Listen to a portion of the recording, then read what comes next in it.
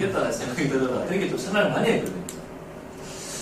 그래도 사실 저희 또 캠코더로 저희 또 강의를 찍고 있다 보니까 너무 우스갯소리만 할 수는 없으니까 계속 진행하도록 하겠습니다.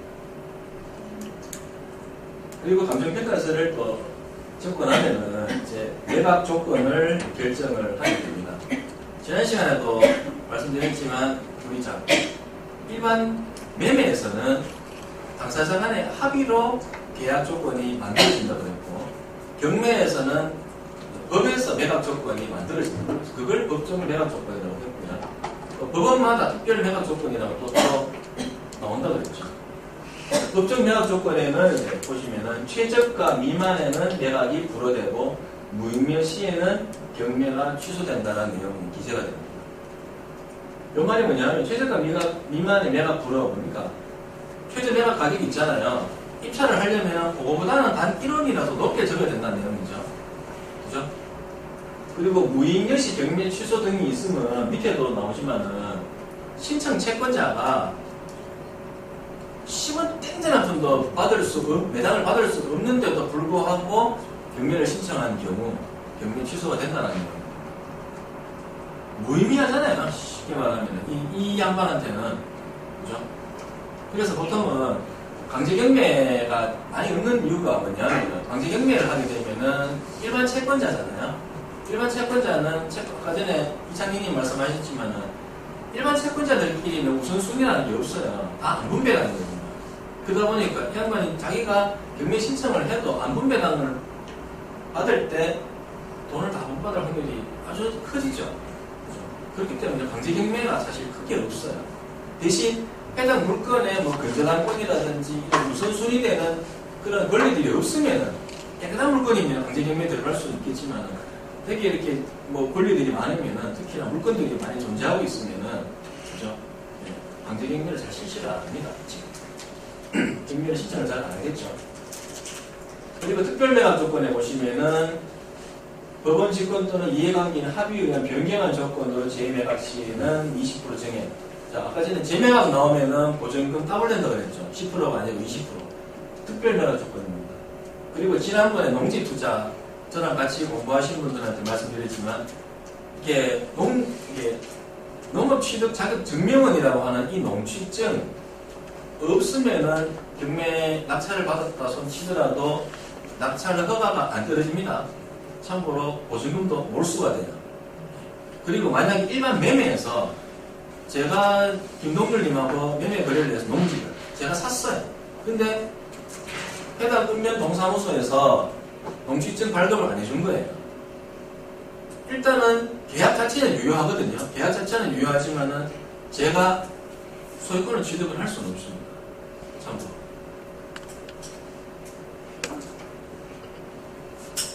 이 부분은 무익매 경매에 대해서 제가 방금 설명을 드렸고요.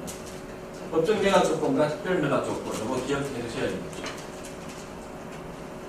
그리고는 현황 조사서와 이제 감정평가서를 토대로 매각 물건 명세서라는 걸 작성을 하게 됩니다. 제가 수요 스터디에서도 이 매각 물건 명세서가 얼마나 중요한지에 대한 내용도 많이 설명을 드렸습니다. 보시면은 이제 매각기일 14일 전까지는 공고를 하고 일주일 전까지는 법원에 비치를 하도록 되어 있습니다. 그리고 응찰자는 매각 물건 명세서를 통해서 인수해야 되는 권리도 확인을 할 수가 있고요. 그리고 취득할 수 있는 종물이라든지 부합물의 동의 등을 확인을 해야 됩니다. 그리고 중대 하자가 있을 경우에는 매각 허가에 대한 이의 신청 및 매각 허가 결정에 대한 즉시 항고를 할 수 있다고 되어 있습니다. 이 말이 뭐냐면 매각 물건 명세서에 예를 들어서 아까 전에 유치권 나왔죠. 유치권. 자, 유치권, 법정지상권 되게 무서운 권리거든요. 절대 소멸되지 않는 권리죠. 특히나 유치권은 등기부에 나오지도 않아요. 그리고 선순위 가처분, 선순위 가등기, 뭐 대시권 미등기, 토지 별도 등기 이런 특수 권리들이 있어요. 이런 권리들이 보통 매각 물건 명세서 비고란에 적혀집니다. 여지 있음이라는 표현으로.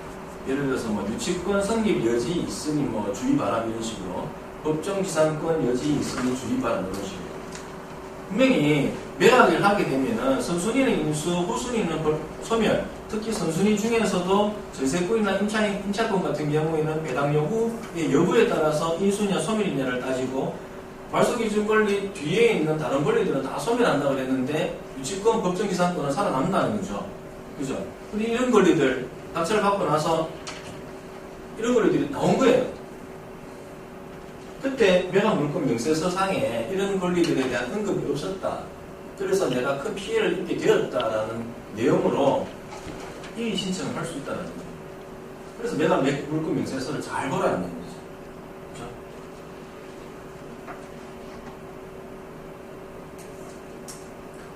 자, 그러면은 세 번째, 자, 매각 기일이 되겠습니다. 참고로 요거 5번째까지 있거든요. 절차. 조금 기다려주세요. 아예 안 남아요. 예. 자, 이걸 하면서 1시간은 넘겠다 생각했는데 벌써 6시가 다 됩니다. 근데 최대한 빨리 할게요. 자, 매각 기일이 되어 있습니다. 매각 기일. 매각 기일에는 입찰을 하겠죠, 당연히. 그렇죠? 입찰을 할 때는 아까 전에 준비 서류와 준비물 필요하다고 얘기를 드렸고, 자, 최고가 매수 신고인한테는 이제 낙찰을 명하게 되겠죠. 그죠? 그리고는 경매 사건을 종결하게 됩니다. 참고로 차순위 매수 신고자가 있는지 확인도 하게 됩니다. 차순위 매수 신고 같은 경우에는 다음에 제가 설명드릴게요. 이것도 요건이 있거든요. 그리고 최고가 매수 신고인 외에는 응찰자들의 보증금은 바로 이제 즉시 반환됩니다. 다음에 매각 결정 기일입니다. 이것도 좀 중요합니다. 매각 거부 결정. 보통 일주일 동안 합니다. 자, 최고가 매수 신고인으로부터 응찰자에 대해서 매각을 허가할지에 대한 여부를 결정하는데 일주일 걸립니다. 일주일. 자, 매각 기일로부터 일주일 안에 매각 거부 결정이 떨어진다. 낙찰자가, 자, 그러면 어떻게 생각합시다. 낙찰 받았어요. 내가 최고가 매수 신고인이야. 호명이 됐어. 그렇다고 해서 내끝했다고 환호할 필요가 없다라는 거. 일주일 기다려야 된다. 일주일 기다려가지고 거부 결정 기다려야 된다는 얘기죠. 그리고 즉시 항고, 제항고라고 되어 있는데 경매 공정률이 내가 문제가 있을 수 있잖아요. 분명히 받았더니 심각한 문제가 생겼다. 절차상의 하자가 있다든지 아까 전에도 말씀드렸지만은 전혀 이게 어떤 권리들에 대한 언급이 없었는데 권리가 하나 나와 내가 인수하게 생겼다든지 이러한 부분이 있을 때는 이해관계인은 즉시 항고를 할 수 있다. 참고로 언제까지 해야 되냐? 7일 이내에 해야 된다. 7일 이후에 하면 받아들여지지 않는다. 자, 이 즉시 항고자 같은 경우에는 법원의 항고에 대한 기각이라든지 각하 결정에 대해서도 또 항고할 수, 재항고할 수 있습니다. 그죠? 자, 그러면은, 자, 마지막으로 대금 납부하게 됩니다. 대금 납부하면은 소유권 이전 등기를 소통하게 되는데, 자, 앞서 같이 공부했지만은, 등기 없이도 물권 변동이 일어나는 경우와 등기가 필요한 경우는 좀 나뉘어지잖아요. 등기 없이도, 그냥 쉽게 말해서 등기 없이도 소유권을 취득할 수 있는 경우가 어떤 경우가 있다고 그랬죠? 제일 중요한 건 우리 경매 배우고 있잖아요. 자, 경매. 경매는 참고로 잔금 내면은 매각 대금을 완전히 다 납부를 하게 되면 그 즉시 소유권을 취득을 하게 됩니다. 하지만 등기를 쫓아가게 되니까 등기가 들어오는 거지. 그래서 대금 납부를 하게 되면 그 즉시 소유권 취득을 한다. 자, 경매에 있었고, 상속 있잖아요. 상속. 그죠? 상속. 그리고 판결, 그리고 공용징수, 자, 신축 있었어요. 신축 저번에 또 제가 한번 설명드리니까 어떤 분이 좀 이렇게 의아하게 물으시는데, 내 땅에 건물 신축했어요. 보존 등기 안 해도 소유권을 내가 가지고 있는 거예요. 참고로. 미등기 건물이라 소유권 취득하고 있다고. 대신에 이 건물 처분을 하려면은 등기를 해야 된다는 사실. 이거를 기억하시라는 말씀이죠. 등기 없이도 소유권 취득하는 경우가 이제 경매다. 그리고 배당 절차가 있게 되겠죠. 배당 3일 전까지는 작성해서 법원에 비치하고 채권자와 채무자가 열람을 요구할 경우에는 이에 응해야 한다라고 되어 있습니다. 그리고 이의를 진술할 수 있으면 배당 이의소를 제기할 수 있다. 채권자는 이렇게 되고 사실 크게 낙찰자가 신경 쓸 필요 없죠. 배당까지는.